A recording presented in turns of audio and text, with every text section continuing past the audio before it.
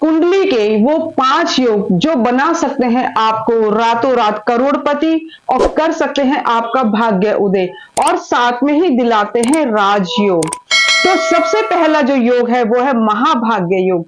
फिर आता है आपका मालव्य योग, माला योग, पर्वत योग और गज केसरी योग। इसके साथ ही अगर कुंडली में है विष्णु लक्ष्मी योग तो निश्चय ही आपको अपने जीवन में सफलता मिलती है।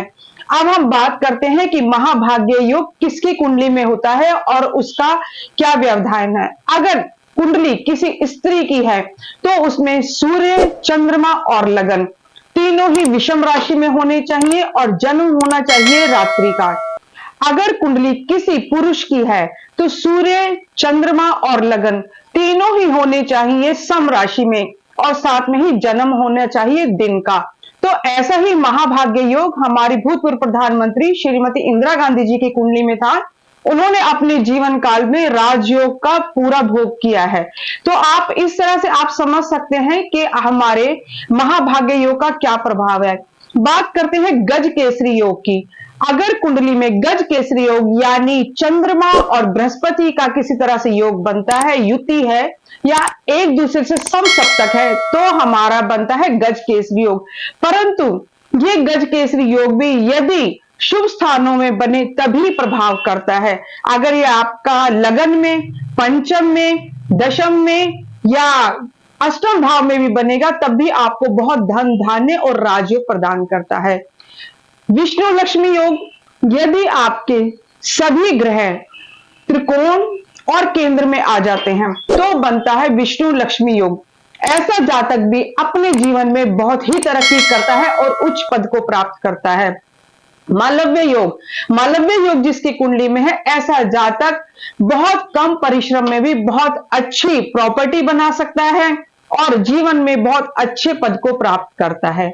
इसके साथ ही है माला योग। माला योग में क्या है, अगर आपके सभी ग्रह दूसरे भाव में, 12वें भाव में, आपके अष्टम में, षष्टम में, दशम और चतुर्थ भाव में है तो बनेगा आपका माला योग।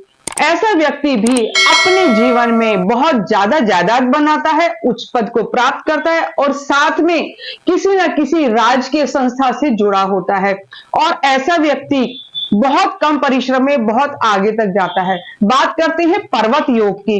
पर्वत योग में जन्मा जातक अपने जीवन में किसी न किसी अच्छी संस्था का निर्माण करता है। वो किसी वैदिक संस्था का या किसी शिक्षण से जुड़ी हुई संस्था का निर्माण भी करता है और शिक्षा के क्षेत्र से जुड़ता है और जीवन में ऊंचाइयां प्राप्त करता है। तो यदि कुंडली में है ये 5 योग तो जीवन में बहुत आगे जाके तरक्की मिलती है। लेकिन इसके साथ ही हमें ये जरूर देखना है कि हमारे जो ये योग हैं वो कुंडली के किस भाव में बनते हैं। गज केसरी योग निश्चय ही बहुत ऊंचाइयों पर लेकर जाता है, लेकिन अगर यही गज केसरी योग आपके षष्ठम भाव में बनता है या द्वादश भाव में बनता है तो व्यक्ति को उतना प्रभाव नहीं दे पाता, क्योंकि ज्यादातर कुंडलियों में गज केसरी योग देखने को मिलता है। महाभाग्य योग बहुत ही कम कुंडलियों में मिलेगा, परंतु गज केसरी आपके बहुत सारी कुंडलियों में होता है। और कई बार ऐसा भी होता है, व्यक्ति कहते हैं कि हमें गज केसरी योग है लेकिन हमें उतना प्रभाव नहीं मिला, हम जीवन में उतना कुछ नहीं कर पाए। तो एक बार कुंडली दिखाकर यह जानना जरूर है कि क्या गज केसरी योग हमारे शुभ स्थानों पर है या गज केसरी योग पर क्या किसी अशुभ ग्रह की दृष्टि है, शनि की है, मंगल की है या षष्ठेश या अष्टमेश की दृष्टि है। तो गज केसरी भी तभी ही काम करता है जब वो शुभ स्थानों में हो और शुभ दृष्टि प्रभाव में हो।